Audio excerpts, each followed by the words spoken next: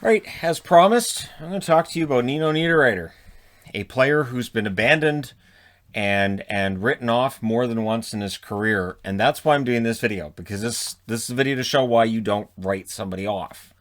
Niederreiter was drafted 5th overall in 2010 by the New York Islanders, with the idea that he was going to be a star for the New York Islanders. He was going to be a forward to build around, and this is a time where they have Tavares as well as a new guy, and things are looking good in 2010 for the Islanders. So he plays 9 games his rookie year.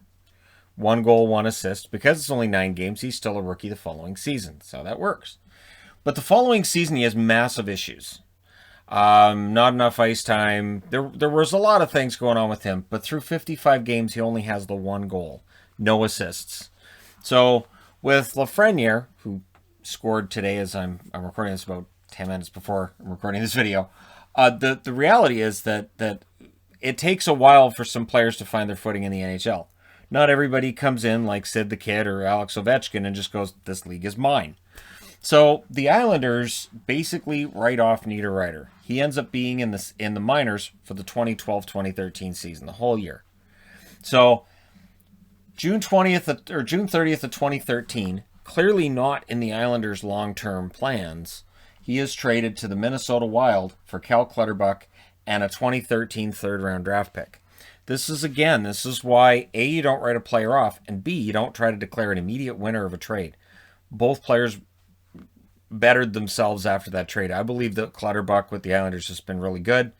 Yes, Niederreiter becomes the better player, but I don't think he would have become this player for the New York Islanders. So the first year in Minnesota, 81 games, 14 goals, 22 assists, 36 points. Finally producing at the NHL level. He also makes his playoff debut. 13 games, 3 goals, 3 assists, 6 points. Very respectable. The following season, 80 games played, 24 goals, 13 assists, 37 points. And in the playoffs, 10 games, 4 goals, 1 assist, 5 points. So in his first 23 playoff games, he has 7 goals. So showing that he can score in big games. And honestly, for Minnesota, they had to feel like maybe there's a higher level. How high can he go? And sometimes players do keep progressing up and up when it comes to scoring. Some of them don't.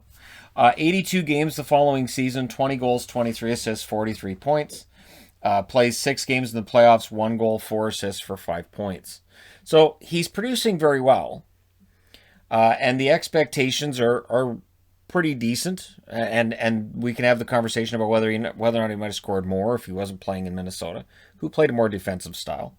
82 games played in 2016, 2017, 25 goals, 32 assists, 57 points. Career year, I would have told you last summer I don't think he can repeat that or do better than that. This year might change that story, however. 5 games played in the playoffs and 1 assist.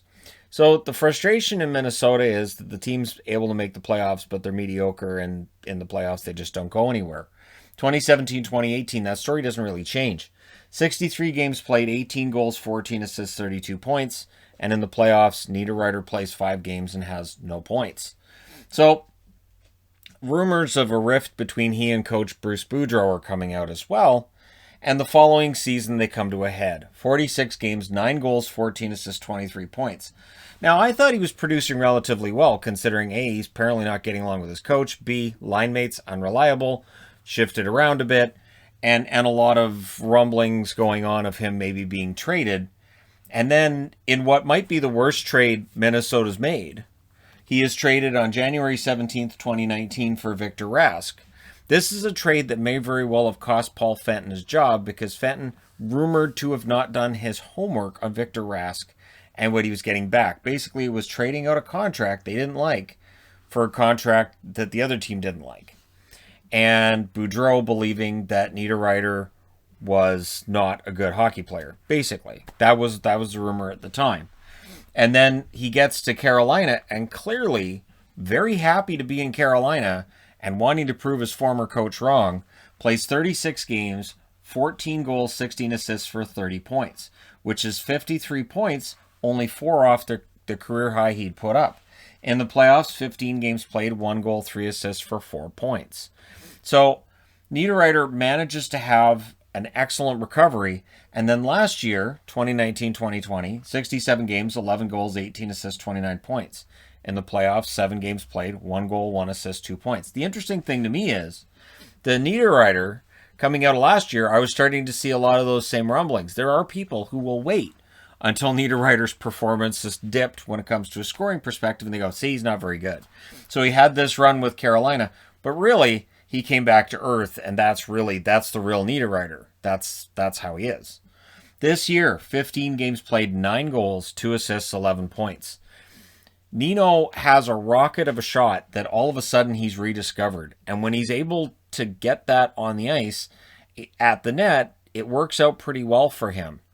So Niederreiter has now played 616 games, has 146 goals, 155 assists, 301 points, which is why I'm here talking, because back when he was with New York back in 2011 and 2012, you would not have believed for a moment that Niederreiter was going to score 300 points in the NHL, much less 100.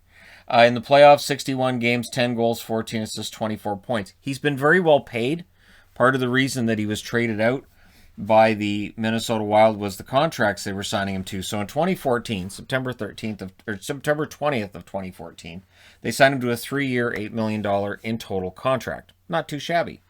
And then July 30th of 2017, he signs a 5-year, $26.25 million deal. So it's $5 million a year. It's high for the production that he gives you, sure. But at the time that he was traded, while no, he wasn't really playing up to his contract, he was still putting up half-decent totals, and then those totals went up when he went to Carolina. I think of the 3 teams he's played with, Carolina's the best fit, and we're finally starting to see that in terms of his goals per game being through the roof. I don't think he keeps it up for the full season, but you know what? He's had a pretty solid contract for himself, and we'll see just how much longer he plays and how much money he ends up making when this contract ends in 2022. You would think it probably drops, but maybe not. Let me know your thoughts in the comment section below regarding Nino. Don't forget to hit like and subscribe if you're browsing your way through. You just happened upon this video. Thank you guys so much for all your support and for watching. I will talk to you again soon.